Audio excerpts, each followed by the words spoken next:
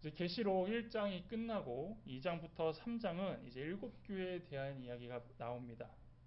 일곱 교회는 방금 읽은 것처럼 에베소, 서머나, 버가모, 두아디라, 사데, 빌라델비아, 라오디게아입니다.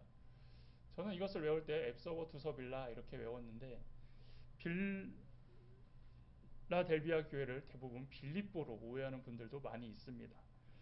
근데 이 일곱 교회를 하기 전에 이제 일곱 교회에 대한 개관을 좀 오늘은 좀 살펴보려고 하고, 이것을 통하여서 다음 주부터는 이제 에베소 교회를 시작으로 그 교회를 향한 말씀을 가지고 우리가 현재 살아가는 교회의 모습, 그리고 우리가 꿈꾸는 교회는 어떤 교회가 되는지 알아보려고 합니다. 먼저 일곱 교회는 실제로 존재했던 교회입니다. 그래서 지도에 보시다시피 저렇게 일곱 개가 있는 곳이고, 이 지역을 소아시아라고도 표현합니다. 그래서 뭐 소아시아의 일곱 교회 이렇게 이야기를 하는데요. 잘 보면 소아시아가 아니라 정확하게 유럽 쪽에 있습니다. 그런데 이곳을 우리는 소아시아라고 이야기를 하고 있습니다. 이 도시들은 로마의 큰 도로상에 위치해 있었으며 정치, 경제, 문화의 중심지에 있었습니다. 그러니까 대도시에 같은 교회들이 있었다라는 것이고, 또 예수님께서 이 교회들에 대하여 이야기하실 때 먼저 교회의 환경과 배경을 우리가 안다라면 왜 그 교회들에 대하여서 예수님이 이렇게 이야기를 하셨는지 우리가 그 의미들을 하나씩 짚어볼 수 있다라는 것입니다. 그렇다면 왜 일곱 교회가 선정되었을까요? 그 당시에 일곱 교회뿐만 아니라 분명히 많은 교회들이 있었습니다. 근데 이 일곱 교회가 선택된 이유는 이렇게 보고 있습니다. 특히나 이 일곱 도시에는 우편물을 취급하는 우체국이 있었다고 합니다. 그래서 요한계시록이 서신인 것을 감안하면 이 서신이 전해지기 가장 유용한 곳, 그리고 가장 편한 곳으로 좋은 조건이라고 이야기를 하고요. 그 다음에 이 일곱 도시는 에베소를 시작으로 출발하여 라오디게아에 이르는 순환 도로로 다 연결이 되어 있습니다. 그래서 이렇게 서로 연락을 할 수 있고 그런 위치상에 있어서 이 일곱 교회를 통해서 서신들이 전달되었다라는 것이 이제 많은 학자들의 의견이 있습니다. 그렇다면 이 일곱 교회의 의미가 무엇일까요? 전에 이 부분을 얘기했을 때 완전수 일곱, 그래서 이렇게 일곱을 뭐 선택했다라고 우리가 이야기할 수도 있는데, 이 일곱 교회에 대하여 해석하는 세 가지 관점이 있습니다. 먼저는 과거주의적인 해석으로 당시 소아시아의 지역에 있던 일곱 교회에만 해당된다는 얘기입니다. 그러니까 실제로 이 계시록에 쓰여진 일곱 교회는 그 교회에 대해서만 해당된 것이지 그냥 뭐 특별한 의미가 없다. 그리고 그 교회에다만 한 얘기지 그렇게 크게 의미를 둘 필요가 없다라고 이야기하는 견해입니다. 근데 이것이 이제 우리가 받아들이지 않는 이유는 무엇입니까? 계시록은 현재와 미래에도 다 포용이 되는 이야기인데 당시에 이걸로만 제한한다. 1세기 이야기로만 제한한다라는 것은 한계가 있는 얘기고, 또 그렇게 해석하면은 또 많은 문제가 있기 때문입니다. 다음은 이제 역사주의 해석과 세대주의적 해석을 가지고 이 일곱 교회를 바라보는 시각입니다. 이것은 이제 여러분들이 들어보실지 모르지만 이렇게 표로 보면은 에베소, 서머나, 버가모, 두아디라, 사데, 빌라델비아, 라오디게아에 대한 교회 특징들이 분명히 뒤에 나오거든요. 그럼 그 특징을 이제 교회사의 역사에 저렇게 포함해서 그 교회, 지금까지 교회가 지나온 역사와 분위기가 이런 교회들을 설명한 것과 비슷하다라고 끼워 맞추는 식으로 해석하는 부분입니다. 그리고 실제로 이렇게 풀이하는 주석도 있고요. 이렇게 얘기하는 학자들도 많이 있습니다. 그래서 에베소 교회를 사도 시대, 그래서 첫사랑이라는 표현이 들어가는 것이고, 서머나 교회가 박해 시대, 버가모 교회가 타협 시대, 두아디라 교회가 교황 시대, 사대 교회가 종교 개혁 시대, 빌라델비아가 선교 시대, 라오디게아가 배교 시대. 그래서 지금은 라오디게아 교회와 같이 차갑지도 뜨겁지도 않은 신앙생활을 하는 그런 시대다라고 이렇게 이야기를 해서 이 교회의 특징을 봤을 때 그걸 잘 보면은 틀린 것 같진 않아요. 그 교회의 특징과 그 당시에 있었던 교회 사이의 그런 분위기가 잘 들여다보면은 정말 그런 것 같네 이렇게 이해할 수 있지만, 중요한 것은 무엇이냐면 이 일곱 교회가 기록될 당시에 이 일곱 교회의 특징을 동시대에 기록해서 교회의 특징을 기록했듯이 지금 시대의 라오디게아 교회 분위기만 있는 게 아니라 지금도 충분히 에베소 교회 같은 교회가 있고 사대 교회 같은 데가 있고 버가모 같은 교회가 분명히 있기 때문에 이것도 해석이 올바른 것이 아니다 이렇게 얘기할 수 있습니다. 그렇다면 개혁교회는 어떻게 이야기를 하고 있냐면 이 일곱 교회는 과거에 있는 교회지만 그 메시지는 현재와 미래의 교회까지도 영향력을 주고 있으며 마지막 때까지 교회가 해야 될 그 사명들에 대하여 설명하고 있다라는 것을 말하고 있습니다. 왜냐하면 일곱 교회의 특징들이 당시 기록될 때 동시에 존재했듯이 지금도 이 특징들이 동시에 나타나고 있기 때문에 어떤 역세적이라든지 아니면 어떤 흐름으로 해석하는 것이 아니라 그 교회의 상황을 하나하나 이렇게 다 이야기하고 있다라는 것을 이해할 수 있다라는 것이죠. 그리고 이 일곱 교회에 주신 메시지는 일정한 형식을 갖고 있습니다. 우리가 편지를 쓰면 누구에게 그리고 인사말, 내용 이렇게 쓰듯이 이 일곱 교회에 보냈던 모든 편지는 다 동일한 형식을 갖고 있습니다. 이런 형식을 갖고 있는데요. 먼저 수신자가 나옵니다. 각 교회의 사자에게 쓰라고 하는 명령이 나옵니다. 그래서 처음에 다 이렇게 시작을 합니다. 그리고 1장, 이름이 나오는데 1장이 예수님의 모습으로부터 온 예수님의 이름이 나옵니다. 그래서 1장을 설명할 때에 1장 12절부터 오늘 읽은 11절 이후에 나오는 12절부터 20절까지 예수님에 대하여 다양하게 묘사했던 그것이 여러분 기억나실지 모르겠습니다. 촛대를 들고 발에 끌리는 옷을 입고 그의 머리에 털은 희기가 흰양 같으며 이런 예수님을 묘사했던 그런 것들을 이 교회마다 하나씩 하나씩 해서 그 교회의 상황에 맞는 예수님을 소개하고 있다라는 것이죠. 이거는 뒷부분에 한 번 더 짚어드리겠습니다. 그리고 이제 칭찬이 나옵니다. 그래서 각 교회가 어떤 부분을 잘하고 있었다. 그리고 어떤 부분을 잘하고 있다. 이렇게 칭찬을 하고 이제 책망을 하는 교회도 있습니다. 그런데 이 부분은 잘못했다. 그래서 그 부분에 대해서 책망을 하고 그것이 고쳐지지 않으면 이제 문제가 생길 것이다라고 얘기를 하고요. 그다음 이제 권면이 나오죠. 그래서 심판에 대한 경고와 회개에 대한 권면. 그래서 고쳐야 된다, 바꿔야 된다, 그다음에 회개해야 된다라는 걸 얘기하고요. 그다음에 들음, 귀 있는 자는 성령이 교회들에게 하시는 말씀을 들을지어다라고 다 동일하게 얘기를 합니다. 그리고 약속을 주시죠. 그래서 이기는 자들에게 주시는 종말론적인 약속을 그 교회에 맞춰서 준다라는 것입니다. 이게 에베소 교회부터 마지막 라오디게아 교회까지 보내는 모든 편지의 기본 형식이 이렇게 시작된다라는 것입니다. 이것을 좀 이제 구체적으로 한번 보겠습니다. 먼저 에베소 교회입니다. 처음 뭐가 나온다고 그랬죠? 수신. 그래서 어디 사자에게 해서 에베소 교회 사자에게 나옵니다. 그리고 거기에 나오는 이제 예수님의 이름은 오른손에 일곱 뼈를 붙잡고 일곱 금촛대 사이를 거니시느니로 나옵니다. 그리고 칭찬합니다. 행위, 수고, 인내, 교리적 정통을 잘 지키고 있다. 근데 책망하는 게 있는데 처음 사랑을 잃어버렸다. 이 부분 이제 많이 들어보셨죠? 첫사랑을 잃어버렸다라는 거. 그래서 이제 권면을 하죠. 너 근데 이거 회개하지 않으면 촛대를 옮기리라. 이단들이 가장 많이 쓰는 단어. 촛대를 옮기리라. 그래서 구원이 취소될 수도 있다.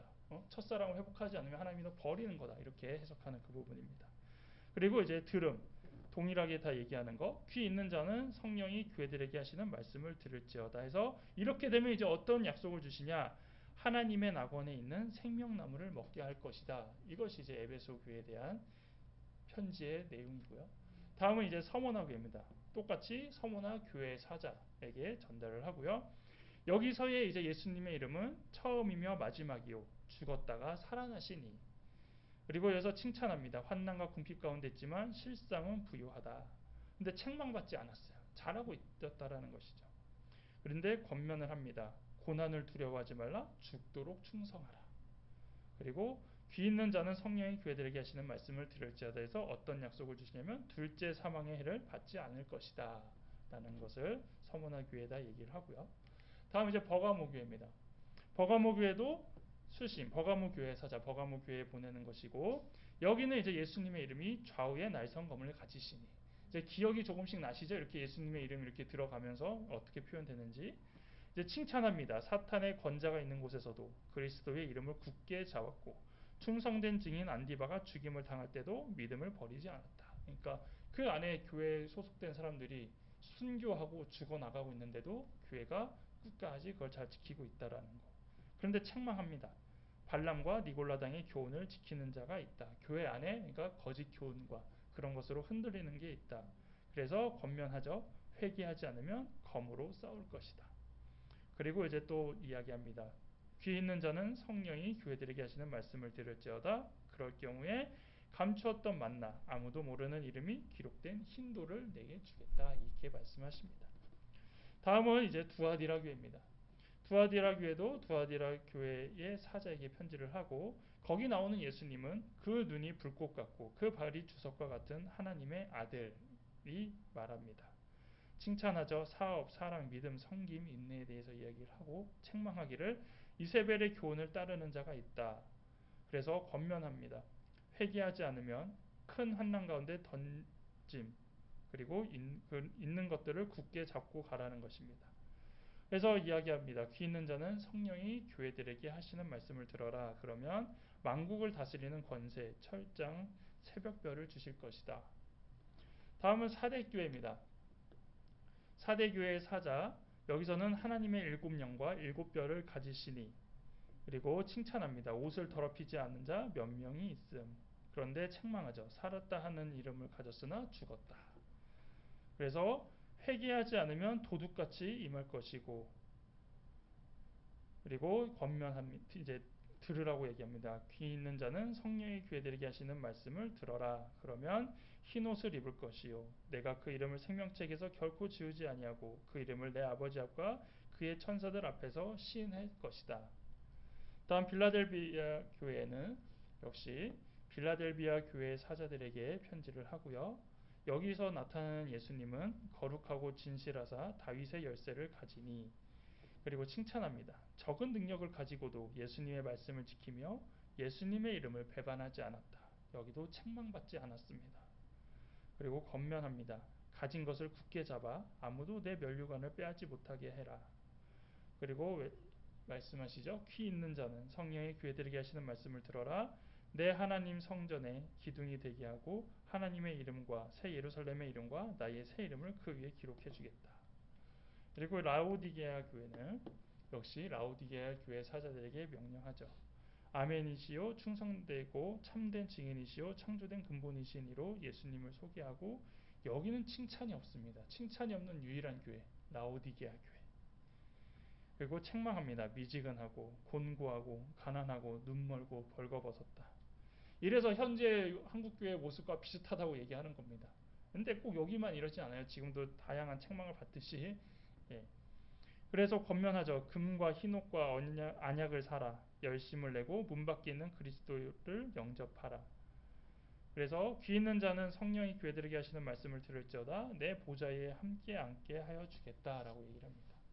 그래서 이렇게 크게 그 교회의 특징들만 이렇게 살펴봤습니다. 그래서 이런 7가지 큰 틀 안에 동일한 형식의 내용만 조금씩 바뀌어 있고 그 교회에 맞춰서 표현이 다르고 그 교회가 어떻게 했는지 이렇게 알아보면서 칭찬받는 부분과 책망받는 부분 하지만 공통적으로 얘기하는 건 그렇지만 귀 있는 자는 성령의 교회들에게 하시는 그 말씀을 들으라고 하면서 결국엔 그렇게 할 경우에 돌이킬 경우에 회개할 교회에 돌아올 경우에는 그에 맞는 약속들을 다 주시겠다라는 것이 이 7교회에 하는 말씀이라는 것이죠.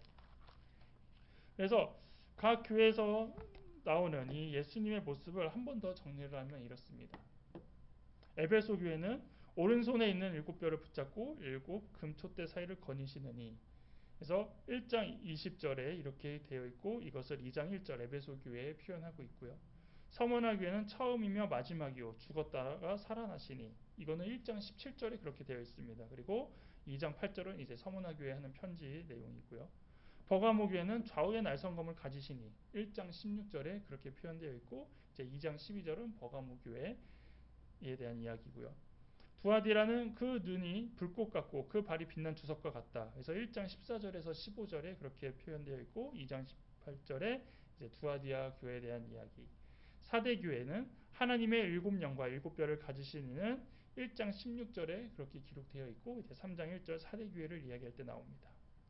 그리고 빌라델비아는 다윗의 열쇠를 가지신 이 곧 열면 닫을 사람이 없고 닫으면 열 사람이 없는 그라고 하지만 이것은 이제 앞부분에 표현되어 있진 않지만 동일하게 예수님을 표현하고 있다라는 것이고 또 라오디게아도 아멘이시오 충성되고 참된 증인이시오 하나님의 창조의 근본이시니 그래서 앞에 예수님을 이렇게 표현하지 않았지만 이 역시 예수님이 이런 분임을 나타나고 있다라는 것. 그래서 앞에서 예수님에 대한 표현에 대해서 그렇게 좀 어렵게 설명을 했지만 결국 그 교회에 맞춰서 이렇게 이야기를 했는데 이것은 이제 그 교회들을 다음부터 이야기할 때 왜 예수님의 그 부분을 이 교회에다가 그렇게 비유하고 그렇게 표현을 했을까? 그것을 이제 알아보면서 그 교회들의 특징이 무엇이었는지 그리고 왜 그런 예수님에 대한 표현이 들어갔어야 됐는지를 또 아는 그런 재미를 또 느껴보시기 바랍니다. 다음은 이제 일곱 교회는 장단점을 갖고 있는데 이 일곱 교회의 장단점을 예수님은 너무나 잘 알고 계셨다라는 겁니다. 왜냐하면 교회의 머리는 누구십니까? 예수님이라는 거죠. 그러니까 예수님만큼 이 일곱 교회에 대하여 장단점을 잘 알 수 있는 분은 없었으며 그렇기 때문에 칭찬과 책망을 하실 수 있는 분이라는 것입니다. 그래서 전체적으로 보면 일곱 교회 중 다섯 교회가 회개하라는 경고와 권면을 받았습니다. 이것은 무슨 얘기냐면 분명히 예수님께서 세우시고 예수님이 세운 사람들이 교회를 이끌어가고 예수님을 믿고자 하는 사람들이 모인 공동체임에도 부족하고 무엇입니까? 완전한 교회가 없다라는 것을 이것을 통해 알고 있다라는 것이죠. 즉 현재 교회 안에서도 모든 교회가 칭찬받지 않고 모든 교회가 또 책망받지 않듯이 그 교회 안에 조그마한 문제점에 대해서는 인정하라는 것입니다. 교회에 어떤 문제가 있고 어려움이 있다라는 게 어떻게 보면 당연하다라는 것이죠. 그러면 그거에 대하여 서로 비난하고 그것에 대하여 상처받고 그것에 대하여 서로 헐뜯는 것이 아니라 그것을 인정하고 뭐라고 얘기합니까? 회개하고 고친다라면 성령이 하시는 말씀을 듣고 그러면 그에 맞는 약속을 받을 수 있다라는 것을 말씀하고 계십니다. 현재 모든 교회들은 주님 앞에 칭찬받기를 원합니다.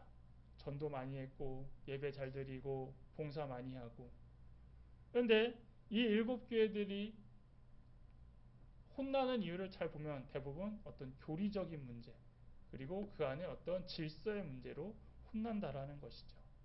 그랬을 때 한국 교회를 비롯해서 또 우리 교회도 하나님 앞에 부족한 부분은 없는지 그리고 고쳐야 되는 부분은 없는지 같이 생각해 봐야 되고 또 그런 것이 있다라면 회개하면서 이제 고쳐 나가야 된다라는 것입니다. 그렇기 때문에 교회가 완전한 교회가 하나도 없기 때문에 어느 시대나 어느 나라나 어느 지역을 막론하고 끊임없이 교회는 변화돼야 되고 개혁해야 되고 바뀌어야 된다라는 것입니다. 그렇다면 우리가 속한 교회 그리고 우리가 다니는 교회 우리가 섬기는 교회는 하나님이 어떻게 평가하고 계실까요? 현재 교회들은 모두 일곱 교회를 통하여 반면교사 삼아 마지막 때에 하나님의 뜻을 이루는 온전한 교회, 거룩한 교회를 향하여 나아가야 되는 것입니다. 그리고 그 사명과 사역을 정확히 알고 감당해야 되는 것이고 또 더 나아가 흔들리지 않아야 된다는 것이죠. 지금 말한 일곱 교회를 이제 설명할 때 다 보면은 초대교회이기도 하고 그다음에 사도들이 세운 교회이기도 합니다. 그런데 지금 예수님이 말씀하실 땐 변질된 부분도 있고 바뀐 부분도 있고 돌아선 부분도 있다라는 것이죠. 그것처럼 흔들리지 않는 교회는 없다라는 것입니다.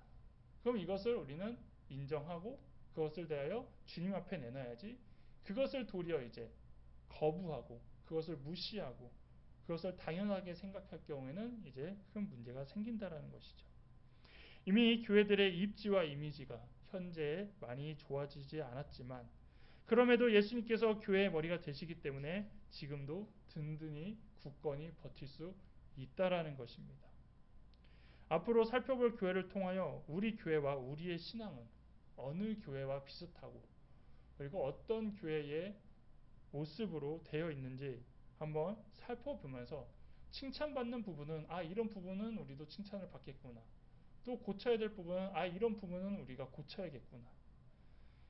여 일곱 교회는 그 교회마다 특징을 가진 하나씩의 책망과 칭찬이 있을지 모르지만 어떻게 보면 우리 교회는 칭찬보다 책망이 더 많을 수도 있고 그다음에 책망의 종류도 더 많을 수도 있다라는 것이죠. 그럴 때에 우리는 그걸 가지고 기분 나빠하거나 우리 교회가 잘못되고 있구나. 우리 교회가 완전히 벗어났구나. 우리 교회는 완전히 이것에서 끝장나고 있구나. 이것이 아니라 조금씩 바꿔가고 변화하면서 다시 하나님이 원하시는 교회, 예수님이 원하시는 교회로 되게끔 하는 것이 지금 이 일곱 교회에 대한 예수님의 마음이라는 것이죠. 그래서 우리 교회가 이런 교회 되길 원하고 우리 교회가 이런 교회로 나아가길 원하고 우리 교회가 이런 교회로 하나님 앞에 살아가기를 원하는 그런 우리의 모습이 되면서 다음부터 있을 이 에베소 교회를 통하여 그리고 그 일곱 교회를 하나씩 알아볼 때에 그 장점과 단점들을 통하여서 우리가 어떤 교회로 꿈꾸며 나아가야 될지 그리고 어떤 부분에서는 우리가 조심하고 이는 내려놔야 될지를 살펴보면서 이것이 사람이 세우는 교회가 아니라 우리 공동체가 함께 마음을 합하여 예수 그리스도를 머리로 인정하고 우리 교회만의 것 그리고 우리 교회만의 특징 그리고 우리 교회를 위해 주신 하나님의 사명을 같이 잘 감당할 수 있는 그런 비전을 찾는 그런 시간이 되기를 바라겠습니다. 기도하겠습니다.